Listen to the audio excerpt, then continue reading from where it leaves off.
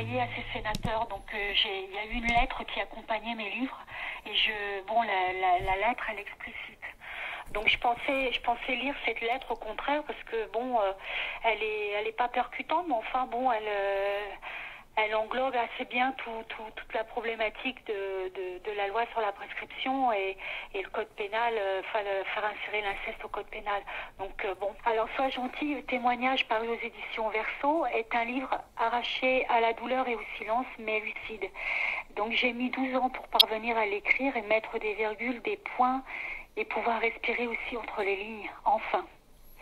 Aujourd'hui, 26 novembre 2013, l'association EVI est auditionnée à l'Assemblée nationale et en effet, un projet de loi est présenté. En tant que membre bénévole EVI, j'ai adressé un courrier avec mon livre aux sénateurs et élus politiques, au président de la commission des lois au Sénat. Le voici. Messieurs les sénateurs, en tant qu'adhérente et membre de l'Association internationale des victimes de l'inceste et survivantes de l'inceste, je milite pour l'insertion de l'inceste dans le code pénal et l'abolition de la prescription. Je pense que l'inceste est avant tout un problème de société avant d'être un crime individuel. J'ai pu le constater dans mon parcours car lors de mes dédicaces, fréquemment, je rencontre des personnes qui disent avoir subi l'inceste ou bien connaître des victimes de l'inceste. Comment se fait-il que notre société minimise ce crime? C'est un crime. Un monsieur dernièrement m'évoquait qu'à la lecture de mon livre, il avait eu des flashs sur son enfance. Entre autres, d'avoir vu sa petite sœur se faire violer par son père à ses côtés. Mon témoignage lui a permis de déverrouiller le déni dans lequel ils étaient confinés depuis plusieurs années, lui et sa sœur, de mettre des mots avec elle sur ce traumatisme, puis d'affronter son père, avec toute la problématique que cela suppose.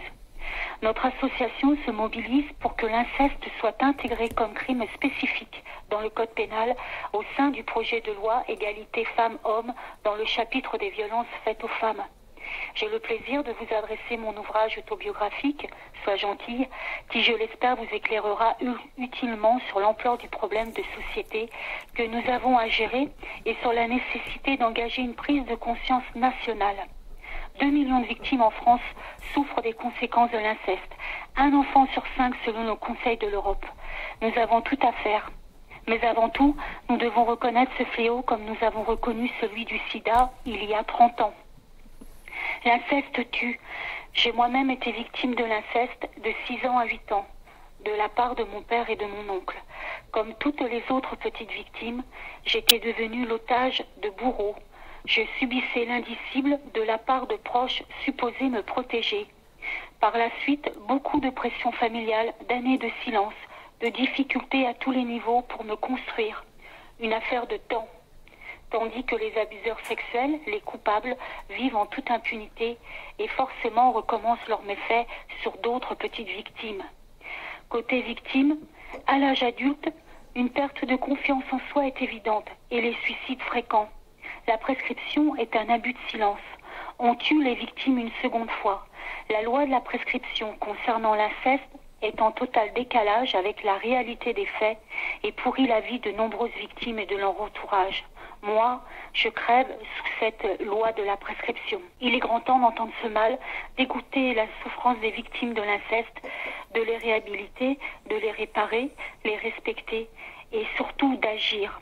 Merci de votre engagement, de votre soutien, de votre compréhension et surtout merci de nous représenter, nous, enfants de l'ombre, mais aujourd'hui, citoyens responsables face au danger de l'inceste. Veuillez agréer, messieurs les sénateurs, l'expression de mes respectueux sentiments.